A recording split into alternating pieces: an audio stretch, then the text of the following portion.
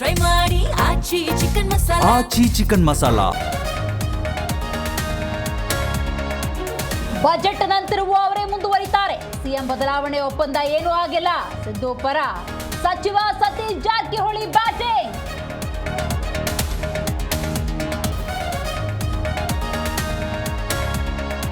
BJP ಶಾಸಕ ಚಂದ್ರು ಲಮಾಣಿ ಲೋಕ trap ಪ್ರಕರಣ ಜಡ್ಜ್ ಎದುರು 3 ಆರೋಪಿಗಳು ಹಾಜರು.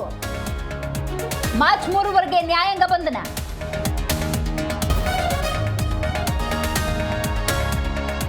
ಚಂದ್ರು ಲಮಾಣಿ ಮೇಲೆ ಲೋಕ ದಾಳಿ ಪ್ರಕರಣ ಸ್ವಾಮೀಜಿಗಳು ಮಾತನಾಡಿರುವುದು ತಪ್ಪು. ಕಾನೂನು ಹೋರಾಟ ಮಾಡುತ್ತೇನೆಂದ ಸೋನು ಲಮಾಣಿ.